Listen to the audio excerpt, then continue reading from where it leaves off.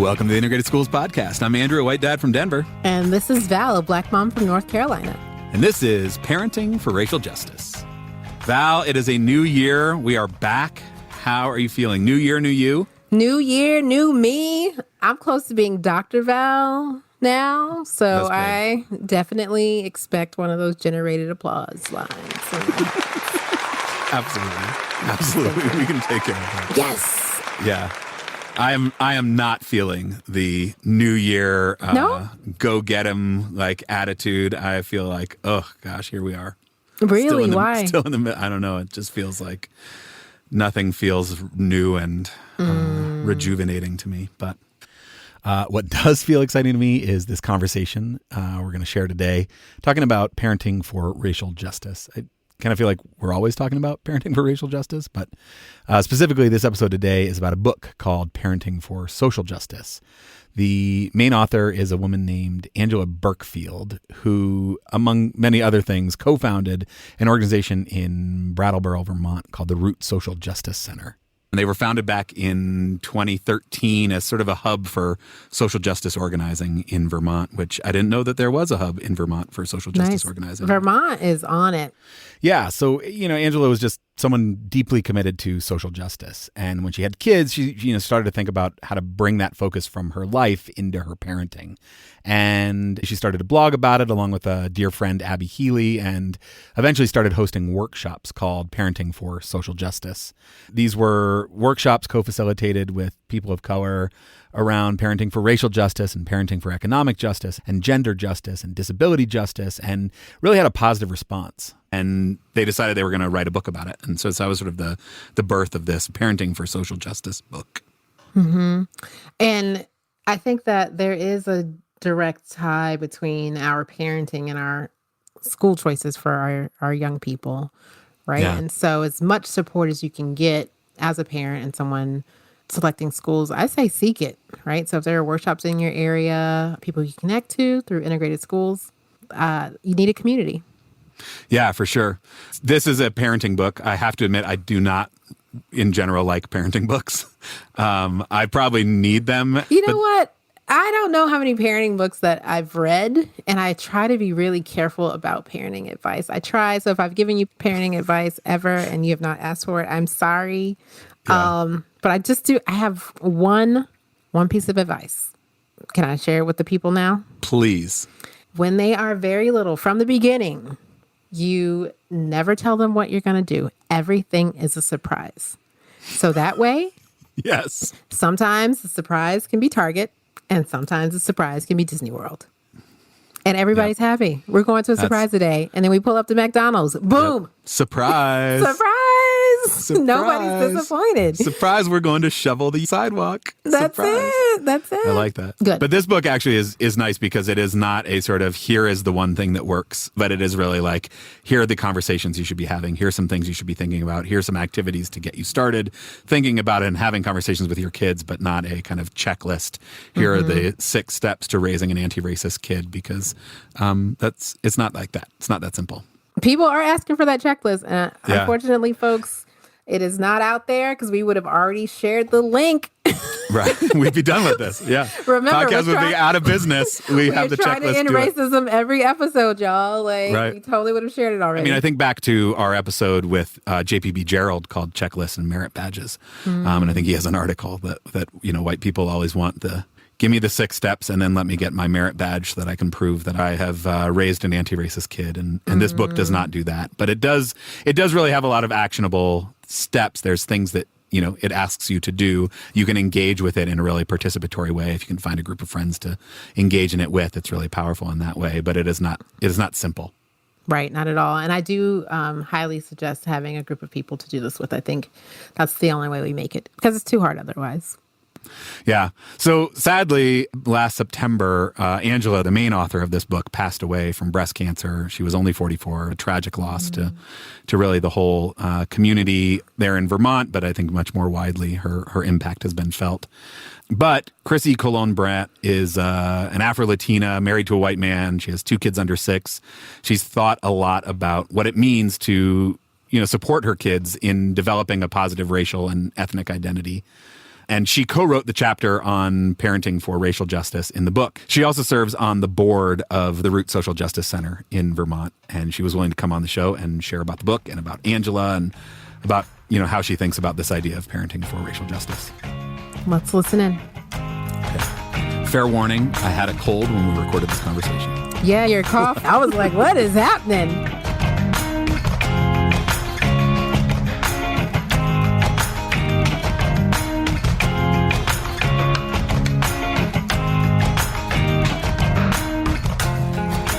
I am Chrissy Colon-Bratt. I'm a mom of two. I've got a almost 7 and almost 2. They're just 2 weeks on the calendar, birthdays apart. And I live currently in Connecticut. Awesome. But before we get any further, I would love to just talk a little bit about Angela. She was the author of Parenting for Social Justice, and she recently passed away from breast cancer, which was just such a loss. Yeah. I'm sure for all those who knew her personally and just for the larger community of people committed to justice. I wonder if you can tell us how you met her and what she meant to you. Yeah, I've been reflecting on Angela a lot since she passed, and I'll say that I feel her presence very much with me. And I met Angela. I actually can't place the moment. I feel like she floated into my life somehow. Probably, I think definitely through the Root Racial Justice Center in Brattleboro, Vermont. I don't even know how we started. It's like this funny thing. I'm not even sure how we started leading workshops together. I feel like one day she asked and I was in, and I at the time had been kind of part of a small nonprofit startup. We were working on sort of the intersection of social justice and contemplative work. And Angela wanted to bring some of that kind of compassion work and developing the skill of compassion to her work. I'll say that when she asked me to write this chapter, I still was like, I'm not sure I have anything to lend other than that. Like, I'm trying really hard and thinking about this. I don't know that I can write anything down that would be meaningful to other people. I think what was amazing and is amazing about Angela and her spirit, I'll say the same of it, is that she sees something in people. She brings people together. She has the capacity, I think, to see beyond kind of your own frame of yourself. And I felt that in this text. Yeah, I mean, she sounds like just such a force. Right. Yeah, definitely a force. Yeah. Well, I appreciate you coming on and sharing a bit of her spirit with us because, I never knew her when she was alive, but reading up on her and getting to know her through her writing and through this book, it's been really a privilege. And so I appreciate you coming and sharing some of her with us. Thank you. It's a pleasure, actually, to do so. I feel honored. Yeah, I want to talk about the book, but before we kind of jump into it, I'd love to learn a little bit more about you and your background and how you came to find yourself committed to, racial justice, to social justice, and working on these issues. Yeah, part of it was my own experience really growing up. I grew up in Newark, New Jersey, in a housing project. I had a mom who recognized from the beginning that education mattered.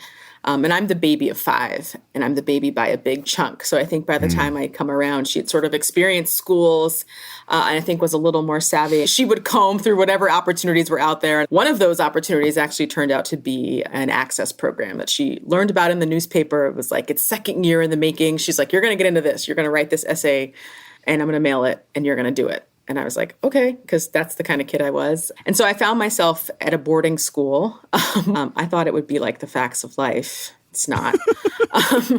Not, but I did. And that's why I wanted to go to boarding school. I just thought that show at least seemed fun and that boarding school would be fun.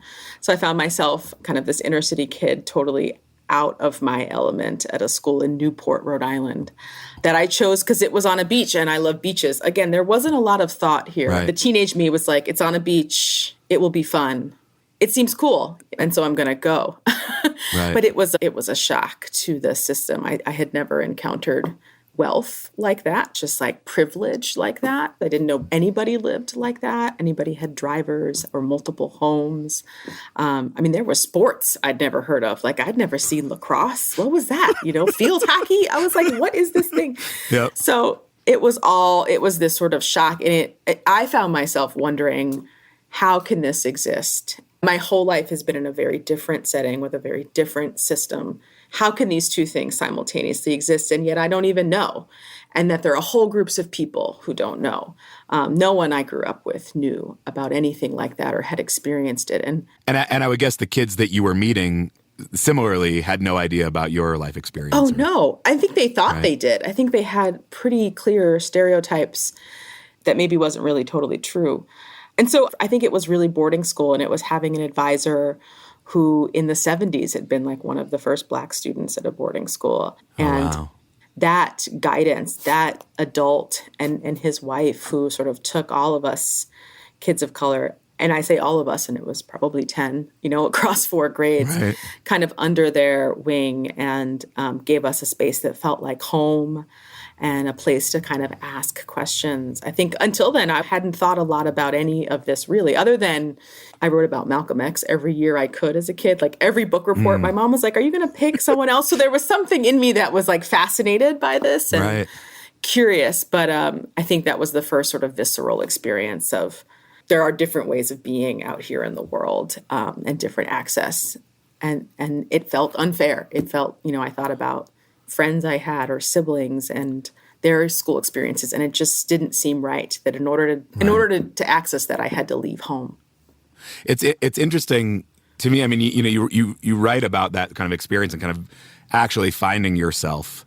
Yeah. And it sounds like your advisor, there was sort of like at least one adult to kind of ground you and root you in that. But you left your home life, your Afro-Latina upbringing, to go to this almost entirely white boarding school in Rhode Island, and that was where you were able to actually kind of find yourself. Yeah, I think people are always amazed, and it wasn't perfect, right? And painful at times. There have been many things I've had to sort of deal with I'm sure, as an adult. But I think part of it is having educators there who've had those experiences, who can name them, who make you feel like, okay, I'm not alone, and I have the right to take up space here, and that I can do something with this. I felt very viscerally from my advisor. I think he really would not ever let me have the wool over my eyes. Right. We had a lot of tough conversations, and a lot of times where he would say to me things like, you've got to try harder. You've got to be better. You've got to show up in ways that these other kids are never going to have to. And then you're going to get half the credit for it. But I think, for me, was really like forced me to have to find some center in me to push through. But I'm eternally grateful.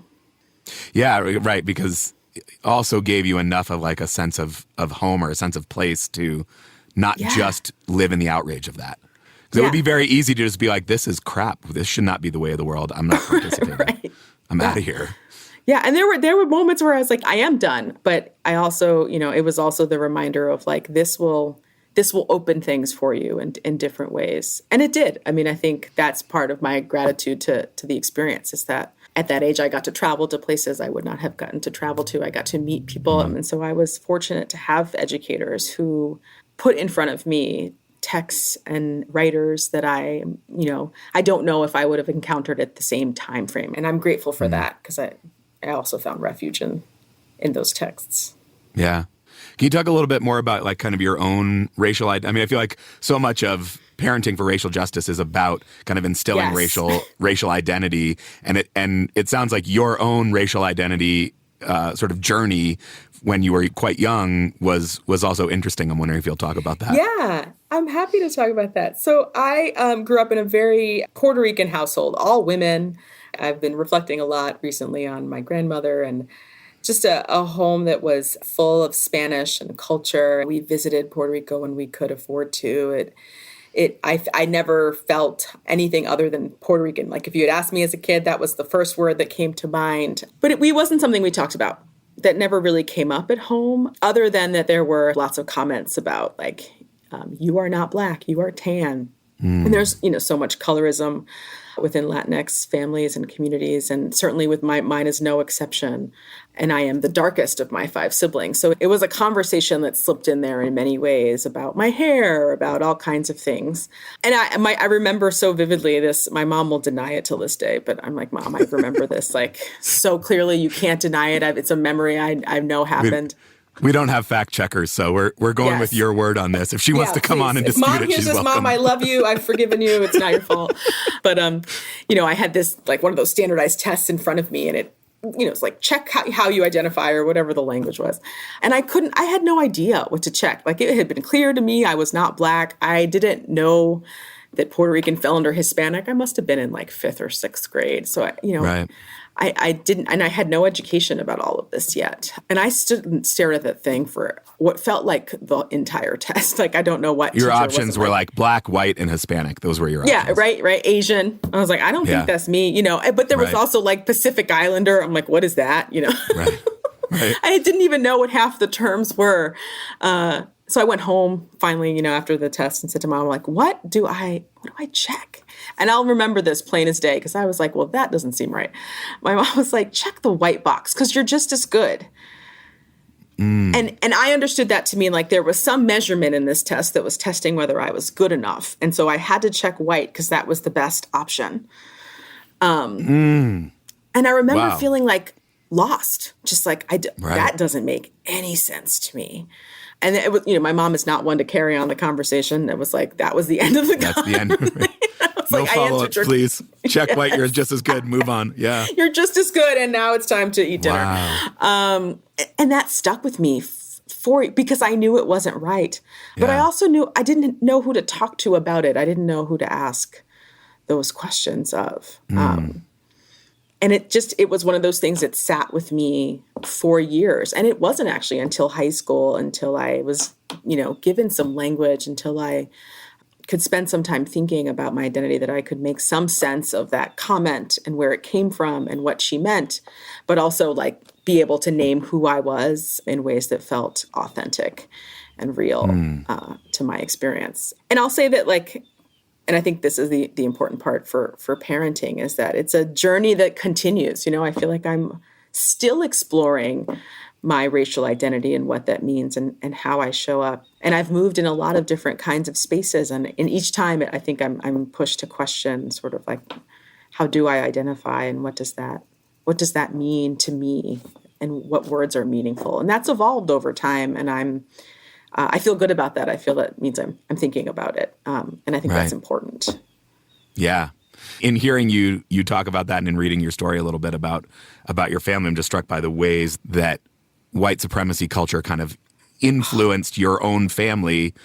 Even in a predominantly Puerto Rican setting, your mom still knew that to get you ahead in this country, to set you up for success, you had to lean on whatever proximity to whiteness you could get to. Yeah. Lighter skin, check the box. You're definitely not black. This way that white supremacy just kind of replicates itself even outside of the context of white people. 100%. And I think I was blown away by that when I had my son. My husband's white. We've got to talk about it. But when I see it creep in from my family, I remember when he was born, all the comments are always about the kid's eyes. They have beautiful eyes, sure. But, I remember my sister, I think it was, someone said something about oh, their eyes aren't brown, right? As if it was so great. Right. Congratulations. Yes. Congratulations. You did something good. Right. And I was like, yeah. But there are just those sort of small comments about, nice hair or all of these things that I'm always feeling like I have to kind of finagle my way through and maybe provide both a little bit of an explanation to my son, but also a little bit of here's how we're trying to think about this and here's why this is problematic or actually hurts. So your husband's white. Mm-hmm. And now you have 2 kids. If you had to kind of look at them, what would you guess that their racial identity is? Oh, this is great. So my son is, because we've been talking about this since he was little, he has ideas, but they are often read as white. My kids are very light skinned. They're, what I would call white passing. The oldest one had super blonde hair until fairly recently. The little one is pretty blonde. And so, it's a thing I'm aware of, that they walk around with privilege. Right. I know from my kind of professional work, from my own experience on some level, that being multiracial is a challenging identity to hold. It's an identity that brings on a lot of questions and a sense of I fit in nowhere, right? I'm not Black enough. I'm not Asian enough. I'm not white enough. None of this works for me. Right. And no one feels like they know who I am or feels like they can identify me. And that feels hard too. I've heard a lot of that from kids. Yeah, I think you wrote something about the that racial identity development for people of color requires a strong and healthy sense of in-group belonging. And finding that in-group is really hard. Yeah. So let's talk about the book, Parenting for Social Justice. This was a project of Angela's that grew out of some workshops that she was running in Vermont for parents thinking about parenting for social justice. And she brought on a bunch of co-authors for various different chapters. And you co-authored the Parenting for Racial Justice chapter. Mm-hmm. What drew you to, want to partake in the book, and was the goal of the book? Angela drew me in. I rarely said no to Angela. I don't know if I've ever said no to Angela. When she asked, I was like, I will be there. She has passed away, and here you are on this podcast. Exactly. So, the racial justice piece, more than anything, is personal. And I feel like it's the one that I felt like I could speak most clearly to, and that I felt maybe, certainly not that I've arrived at any conclusion of a journey, but that I felt I'd spent the most time on my journey in and could really speak to. And then I think a lot about with my children, and that I wanted to explore in that way. It is kind of central. I mean, we certainly talk about all of the ways that humans show up in our family, but that one for me feels particularly resonant because my kids are multiracial. Yeah. And so the book, I mean, I appreciate it because it is ostensibly a, guide to parenting. And what I appreciate about the book is that it is very much like, here's a thing that worked for me. Here's something else that worked for somebody else. And you have to find out what works for you. But here's some questions you can ask yourself to start thinking about bringing these conversations into your parenting. And I loved Angela's vision for that. She felt very strongly that it needed to be something that people could be active with, that they could be in practice with. And I appreciate that, because this really, I think, kind of gets at the root of what it means to parent for social justice, which is that you've got to really be thinking about yourself, that this isn't going to be successful if your idea is like, I will make sure my kid has all of this, and I'm not going to at all. It's not about me. This isn't about me, because fundamentally it is about us as parents. Yeah, it is. It's easy to, I even feel the draw of like, ugh, this is complicated, but I bet my kids can figure it out. So let me just let them, I'll set them up better, and then everything will be fine, and I won't have to worry about it. Yeah. The book is I mean, maybe it's disappointing for some people. There's this the white desire for checklists. And tell me the 6 steps I have to do, and then I will just do it, and I won't have to worry about it anymore. Yes. And this does not give you that. It gives you a lot of actionable things to do, and it is very interactive. It's not when the kid says X, you say Y, and you will fix it. It doesn't work that way. Yeah. Yeah. So let's talk about that kind of, parenting for racial justice. One of the first places that I appreciate the book starts is sort of that it's never too soon to start the conversation. Mm-mm. That our kids are aware from 6 months old about differences in race, that it's there all the time. And there's this sense, certainly among white folks, of I just don't want to put this burden on my kids yet. I want them to be innocent and live in their little innocent bubble for as long as possible. And sort of right from the very beginning, you guys say you can't. You can't. And the truth is, the bubble isn't really innocent. I mean, as a person who has worked in K through 12 schools, we have kids say things, make choices on play in nursery, right? At 4, they're making choices about who they play with or who they won't play with based on perceived, racial backgrounds. Right. And so they're not living in some innocent bubble. They're making choices. They're internalizing messages that we either intentionally pass on or unintentionally pass on. And so it is never too late. I think I tell this story in the book, but my little one, we started little, about 2.5, we would look in the mirror and we would talk about what's the same and what's different. And from the beginning, he was like, Mommy's skin is different than mine, or our noses are the same. And we talked about our hairs, and just he noticed it. And out of that grew other conversations. And then, I thought one of my favorite moments is when we got to tell him that he was going to be a big brother. And his first question was will he have sandy skin like mine? Oh, wow. Will he look different? And so we started reading, I think it's called My Peanut Butter Big Brother, or Your Peanut Butter Big Brother, or something, which is a book about an interracial couple. Similar, they're about to have a baby, and the older kid is wondering, will this kid look like me or have hair like me, or will it be like grandma's? Right. and which grandma, and so we started to do that. And my son would love to go through the pictures and say, like, he's going to have lips like this and eyes like this. Right. It was lots of fun. I mean, that's a beautiful sort of like simple starting place from very young ages. The kids notice it. They're going to see it anyway. You can start sort of normalizing talking about it, like, oh, these things are the same. These things are different. Different doesn't mean bad. There's sort of all sorts of easy ways in there. One of the takeaways for me, at least, of kind of my own racial identity development and journey is the importance of being comfortable with discomfort, of like not tying a bow on things, of not having some solid answer or whatever. And one thing that feels challenging is we want to engage in conversations with our kids that are age appropriate. Some topics have to be simplified. Yes. And we can't simplify down so far. The kid wants to know, like, who's the good guy, who's the bad guy.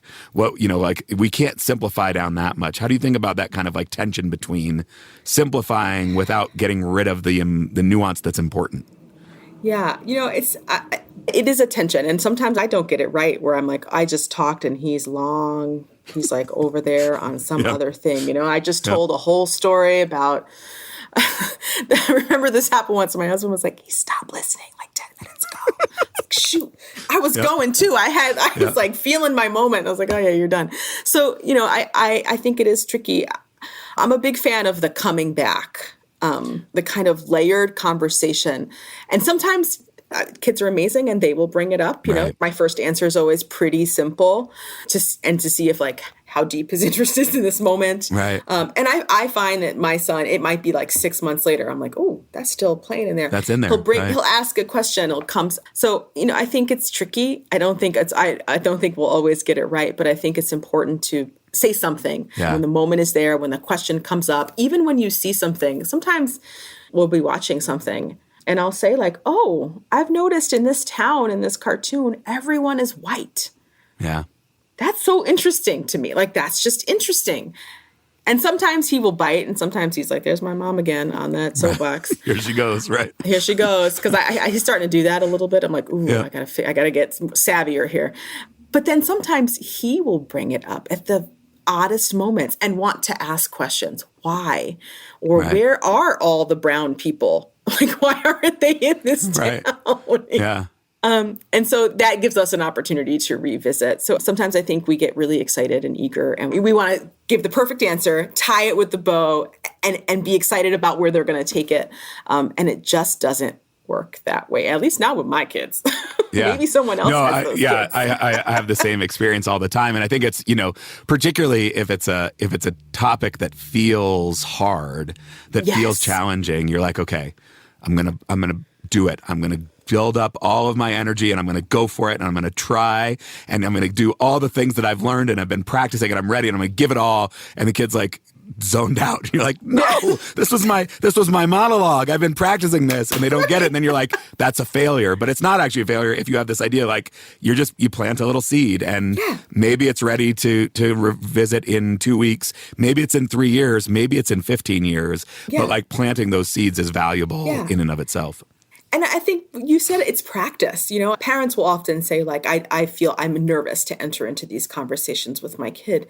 And I think back to the self-work, I say, like, how many have you entered these conversations with adults? Like, part of that is practice, is practicing having the conversation, practicing talking with another parent. Like, I got asked this question, what would you say? I find that sometimes I'm like, I said this, but now I'm wondering if I should have said, or like maybe he didn't quite get, and it gives me the opportunity to just to keep talking about it and to practice being in that conversation and in that place. And sometimes your best monologues go on deaf ears. Yeah.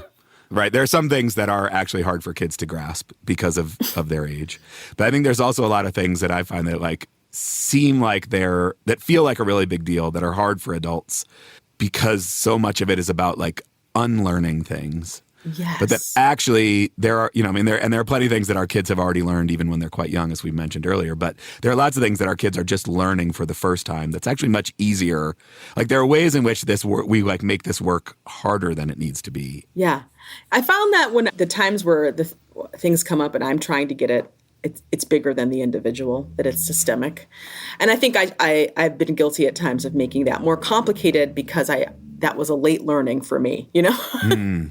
Yeah, right. The things that you think are going to be the hardest, sometimes they're like, great, next. I got that. I've internalized it. Makes perfect sense. What's next? You're like, sense. Oh, that was so much easier than I thought it was going to be. I love those. Yeah. When I think about some of the conversations I've had with my oldest one, I tell him every morning, you know, be kind, be curious, and stick up for people. And there is an educator in their building who is different than other educators. And I happen to do a lunch duty and kind of be a parent for a day with my son. And there was an interesting conversation at the table, you know, that was like, so-and-so is kind of funny and he walks like this and he talks like this. And so I was able to kind of model why do you say that's funny? And like, it was a great conversation ultimately. And we talked about, but afterwards I talked to my son about, when I say stick up for people, it's one of the ways, that's a small way you can do it, is by asking questions and helping people see that the things that they're saying might be hurtful. But he was like, Mama, I think they think it's funny because they don't see people like him in cartoons. And I was like, that might be it, right? Like, you don't see people like him, right? So like he's able to say like, oh, if you don't see them, then it's different and it's weird. And he recognizes already that like that's what matters. Pushes people towards. Yeah, that's so interesting. I mean, it speaks to me of the importance of like the environments that we put our kids in. Yes. To be able to see those things, to be able to recognize difference as normal, to be able to not be, surrounded by all kids who are exactly the same as them. Yeah. And I'm a big believer in cultivating a sense of wonder about that, isn't it amazing and awesome? And I want to know more about how other people live that are different, that I'm curious because that's not how I do it. And so I'm a big fan of let's cultivate a sense of wonder and amazement for all of the ways that humans live, because we're everywhere and we live differently everywhere we go. I want to talk a little bit about our ancestors. This was such a powerful part of the chapter for me. And I think, one of the things that white supremacy culture has cost white people is a connection to our ancestors. And it's something I struggle with a lot because on the one hand, to your sense of wonder, I think it's amazing to see these character traits in my daughters that I also saw in my grandfather, and to see the ways that kind of the generations play out through us. And I want them to, feel connected to that. And you can't go too far in white ancestry without running into really problematic people. And I don't want to, deny that. I don't want to pretend that that's not true. And I don't want to push my kids away from their ancestry and leave them kind of disconnected, because I feel like that is one of the ways that white supremacy perpetuates itself. You have kind of two branches of ancestry for your kids to tap into. How do you think about that? How do you think about kind of weighing those things? Thanks. This is a great question and really interesting, and resonates only because we've had this funny story. My husband's cousin recently traveled to Barbados and traced their grandmother's family back to the 1600s. And she sent me a text with a photo of the church, and I turned to him and I said, you're a long-term colonialist, huh? 1600s in Barbados. That's a lot of, that's generations for sure. Yeah. Yeah, that's some sketchy existence. We totally joked about it, but then had a real serious conversation about they were human. They experienced life. There's story and history and learning to be had from those ancestors. And I think about that a lot. Certainly as a white man, my husband is not as intimately tied to his history. He has very little, and granted, white supremacy has also severed my ties with ancestors. Right. Yeah. And so clearly, yes. In different ways. So I think there's an opportunity to not only connect back to kind of the traits and the tenacity and the learnings of our ancestors, but also to think about kind of, how will I be a better ancestor going forward? Kind of an opportunity to really think about, what can I take away from this life of someone else, and what might I want to add to that? Or, I think there's also this beauty in the ability to have two sets of ancestors come together and think about kind of what power lies in that in moving forward. I mean, I think it's a tricky one, but I do think it's really important to continue to learn and to face and to grapple with a little bit. Yeah. Right. Then how do you make sure that 7 generations from now, somebody's looking back at you and being like, oh, okay, yeah. I mean, they were also problematic, and yet they like tried, and they kind of tried to move things forward, and that is, I mean, there is sort of like a theme throughout all of this, I think, of as we were saying earlier, that's it's not a task. It's not something you check off and that's complete. That like what I think about trying to really cultivate in my kids, this sense of wonder that you're talking about, is this curiosity, is this ability to recognize the systems when they see them, to see the ways that their privilege is playing out in their lives, and then to be constantly curious about what they can do with that and how they can do better. Because even if you like make a huge bunch of progress and they come to some greater understanding, they're still living in this world where they're not seeing, cartoons of people who look different from them, where they're being fed all these messages. So you have to be constantly undoing that as you go. I think the greatest gift is that they can see it. If they can see it and they can name it, then they can do something. Like seeing it and naming it is power in of itself. And you can think about what role you want to play, that you have a role to play in making it better. And I believe that another world is possible, and I believe that world lives in the future generations. I'm not going to see it. Right. But I'm going to do my part to allow that my kids become part of it, or can help generate the next version of that. But that I've got to keep at it so that they take away something. And I think the naming and the recognizing is the first step in that, which I think comes back to like, I've got to live something different. Like I've got to own it. He has to have I some can't example. just hope he does it and talk to him about it. If I'm not living it, he will live what I live. He will recreate what I do. Right. For the most part. Yeah. You have this beautiful adaptation of touching the earth that's in the book, and there's this line in there that sort of speaks to this. I pour all this suffering on the earth and ask the earth to help me transform it into wisdom and compassion. And it sounds like that's sort of, there has been suffering, there has been harm, there has been trauma, but we can actually hopefully turn that into something more beautiful. Yeah. And I think that takes bravery. I think it's hard to turn towards the difficult. There's suffering still happening. It happens every day. And I think part of it is learning to turn towards that and building our own kind of ability to do that so that then we can transform it. But I believe that if I'm not giving my all at doing that, then my kids won't be able to. And so my hope is that I'm doing some of that modeling, and I'm doing that work to transform things, and that they both will too. I think about the suffering and the loss of Angela, and this beautiful book that has really been a gift. And so I thank you for channeling some of that grief and trauma into this beautiful conversation, and really grateful for you coming on the show. Thanks for having me. I feel really honored to be able to carry on her vision and to share that with you. And it's been a really fun conversation, just a good opportunity to chat a little bit. And I'm super grateful for you sharing kind of your parenting journey. It's been really interesting, and I'm excited to learn a little bit more about that journey as I continue on my own. Well, thank you so much.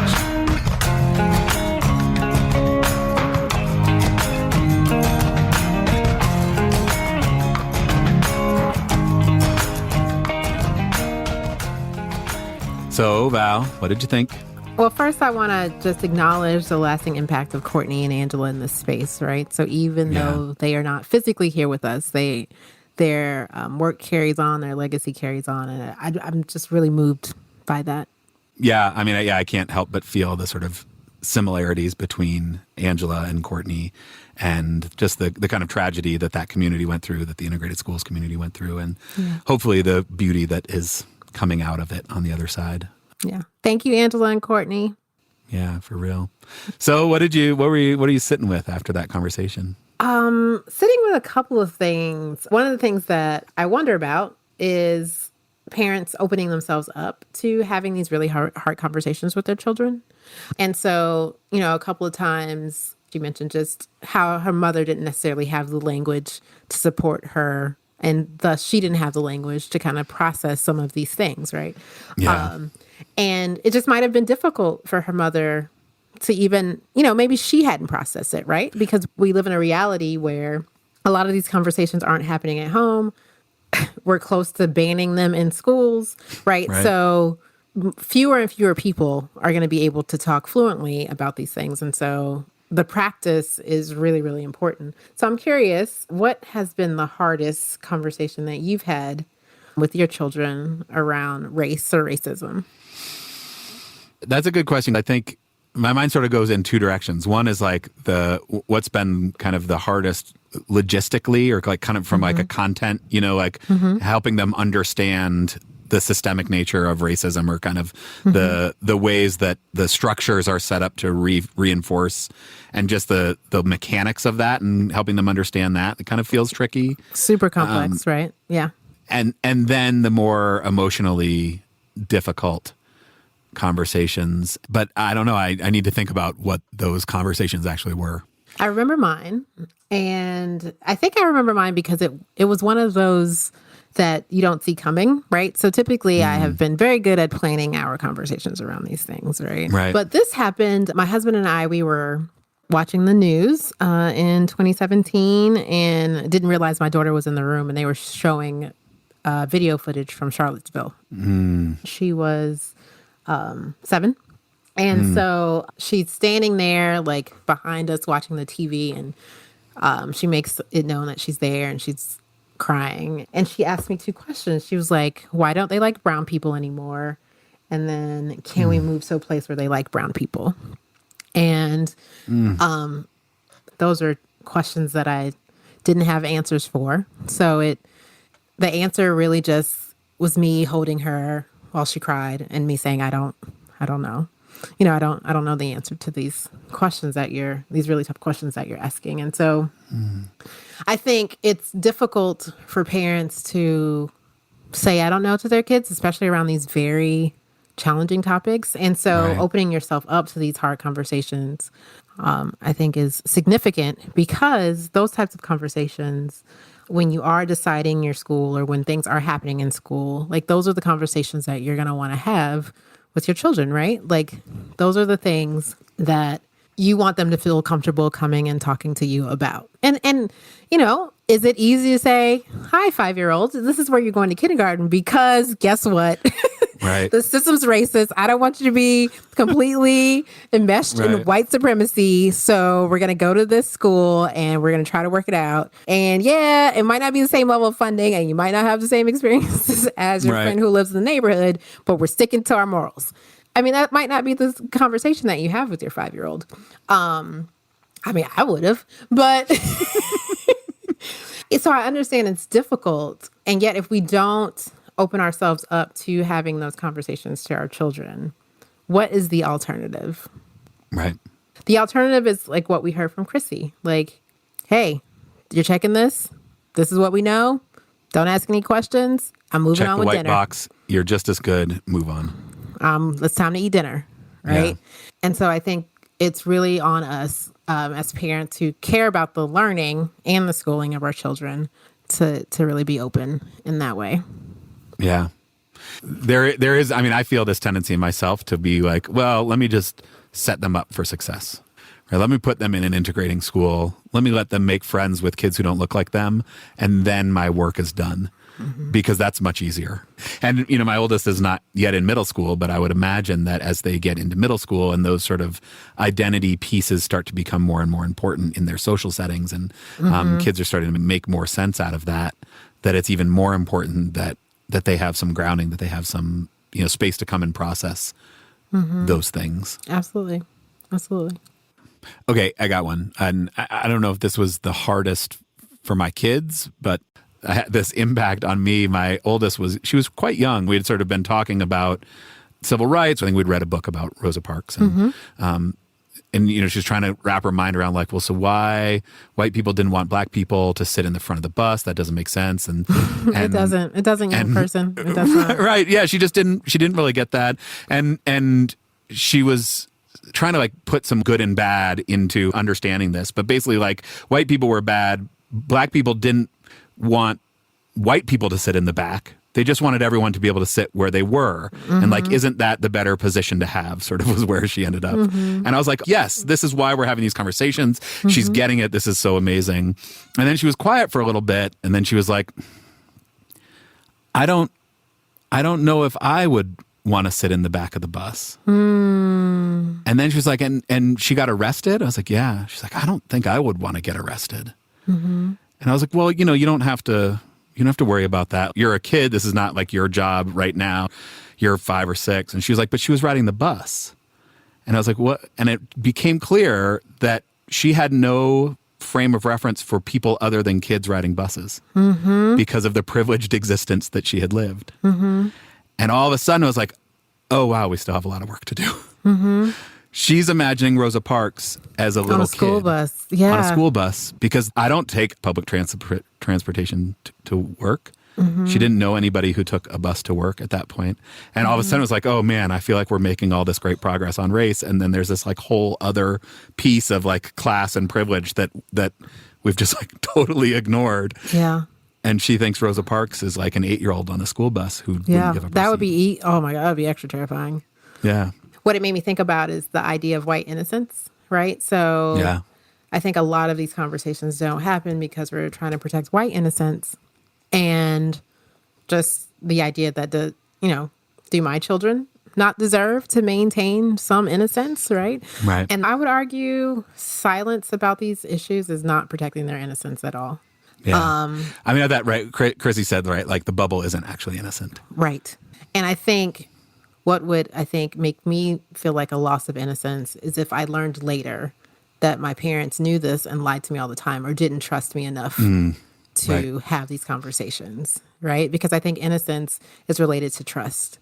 And so if we can't trust our parents to have these conversations with us, then that's when I'm like, why didn't you tell me this? Like, right. You knew this. Yeah. And you kept it from me. And right. Did you keep it from me because I couldn't handle it, right? Like you didn't trust me to be able to handle this. Right. And I think, part of our job as parents, and this will carry over from school too. And obviously I would love for all of these conversations to happen in school in a loving, integrated community. Yeah. But they won't always, right? They don't always. And so I think, all of us have to play whatever role we can in making sure these conversations happen. But one of the things I think that's important is the supporting students with their identity development. And so what does that look like? And I think, honestly, white people have the hardest time because you all have been socialized to see yourselves as normal and not necessarily have a racial identity, right? Whereas my entire life, right? Knowing I'm Black, knowing what it means to be a Black American, that has been part of my conversation for my entire life, right? Right. So I might have 40 plus years on someone who's listening to this podcast right now and understanding what it means to have a racial identity and develop my racial identity. And so I know that's difficult, but I do think it's not a bad idea to figure that out together while you're talking to your children, right? What does this mean for us? And so you can start your journey when you have your young people. It's okay if you didn't start it right away. You didn't start it earlier. Yeah. I really appreciated that piece of the conversation that, that they're, like our kids are aware of it from the time they come out, basically. They're starting to pick up clues about it. And that you're never going to get there on behalf of your kids unless you're doing the work yourself. That you have to lead by example in this. Yeah. I mean, my heart broke for her a little bit when she talks about just in her own family and how, because of her hair texture or whatever, it was just often pointed out in her kid's eye color, right? And so being able to have that racial identity development for yourself and for your children, I think, is just important and obviously complicated. Yeah. So I think in-group belonging, I think that's key. Yeah, that's the path to racial identity development requires some kind of in-group belonging and sense of home. Right. And so, growing up, I had that. Do you feel like you had that in a way that you could articulate as a young person or a now mature person? No, I mean, only in as much as I kind of felt like everywhere was my in-group. And I feel like that is like of all the benefits that I feel like I gained from my, schooling experience of being one of a small handful of white kids. There's all sorts of good that came out of that. And one of the things that I continue to struggle with now is my comfort level in situations where I'm in the minority is quite high. my ability to be aware of the impact of my arrival in those spaces is quite low. So that's like my learning space now, because everything felt like my in-group, because I had white culture everywhere, and I had this experience in being in school where I sort of found community with a bunch of Black kids, and that always also felt comfortable. And so I think that learning now about the power of my arrival into Black spaces and the ways that changes Black spaces has been a struggle. I would love to like be in an all Black space with you, but you have a little like earpiece. And I'm like, Andrew, that's nope. Abort, Andrew. Oh my God. Do you see that from woman's eyes? Oh my God. Stop with that joke. Oh no. Right. Like, I would love to do that. Yeah. Yeah. That's super interesting. Still, as an adult, I am acutely aware of my impact in a room. Right. Yeah. I mean, I definitely am working on becoming more aware of it. It's blessing and curse, right? Because so much of the world has been opened up to me, because I do feel comfortable in most environments, in conversation with people from all different backgrounds. I have been enriched by all those conversations that I've gotten to have, that had I had sort of a, that like tight feeling of like, ooh, I'm kind of uncomfortable here, people would not have opened up to me in the same way or been able to engage in the same way. And for a long time, I think I just thought about that as sort of unquestioned good. And I think it's in recent years that I've really started to think more about that my arrival in those spaces is not without cost. Well, I mean, I just met you last week, and now you know my whole life, so. A couple weeks ago. Yeah, just a handful. Can I tell you something that I was sort of struck by? Yep. Thinking about schools, her son saying, I think that those kids think that that's weird because they don't see people like that in their cartoons. I was like super powerful. This, 5-year-old has already recognized that representation matters. It makes me think about, just the importance of exposing my kids to a huge variety of people who live life in various different ways, and that they can see all those people as fully human in all of their differences. That fully human part, for sure, that requires so much intentionality. I know she talked about the planting of a seed, and just adding that what is watered grows, right? So you can plant the seed, but if you don't water it ever, like it's an ongoing process, right? Because there's so many messages coming at our young people from school, from home, from TikTok, teachers, from TV, from the radio, from everywhere, right? Yep. Right? That we have to make sure that we are not leaving our young people to just figure it out on their own. Right. The importance of the environments we put them in is really big in that, in letting them not just see those people in the book that they read on occasion or in the, one cartoon, the Doc McStuffins or whatever, but also that and adding to that, making relationships with kids. But right, like to your point, it's not enough. Contact is not enough. You can't just throw them in the school and hope for the best that they will find shared humanity, unless you're also having the conversations. Right. Because who else had contact? A lot of contact. Enslavers and enslaved. That didn't help nobody. Right. Lots of proximity there. Nobody. We can't assume just that being together is the answer, because. Right. Not being together is not the answer. Correct. But just being together is not enough. Right. Yeah. And I guess that, sort of the flip side of that, like what environments we put our kids in feels like an important piece of parenting for racial justice, but also the conversation piece feels really important to how we and how our kids show up in those spaces. Exactly. So, my kids are going to be much better able to participate in their school community in a way that's helpful, in a way that's productive, in a way that is actually, leading towards beneficial contact and not just contact for the sake of contact. Right. If we are doing this parenting for racial justice work on the side, if outside of school we're having conversations about it, we're talking about these things and we're giving them the vocabulary to be able to talk about it, and helping them, do that kind of the recognizing piece, helping them see things when they feel wrong. Yeah. I feel like if you are a white child who is critically conscious and you show up in a school with all Black and brown kids, you really don't have to worry. Like, the Black and brown kids will have your back because we're looking for allies. We're not, Right. We're looking for allies. Well, and one way to try to make as many allies as we can is parenting for racial justice. Yeah. Andrew, as always, it is a pleasure. chatting with you. Pleasure is mine. And I know that we'll go out there and do a better job parenting immediately. That's right. As we Starting were today. this close, like a pinch away from solving racism this episode. Yep.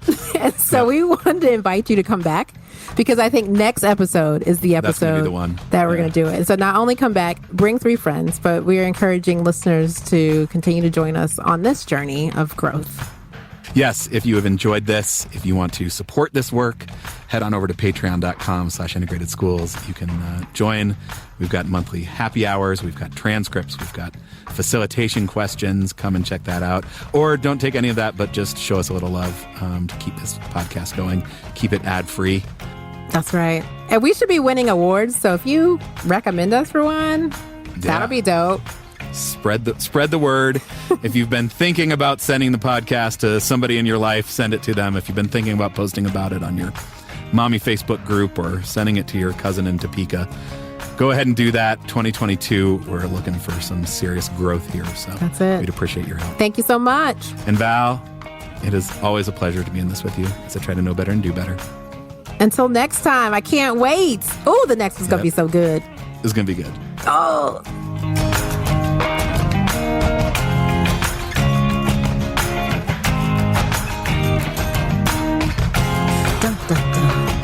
D-A-H-N. I feel like there's a U. D-U. There's like an H What? in there for sure. It's definitely H in there. D-U-H-N. D-U-H-N-N. And then 2 N's. There it is.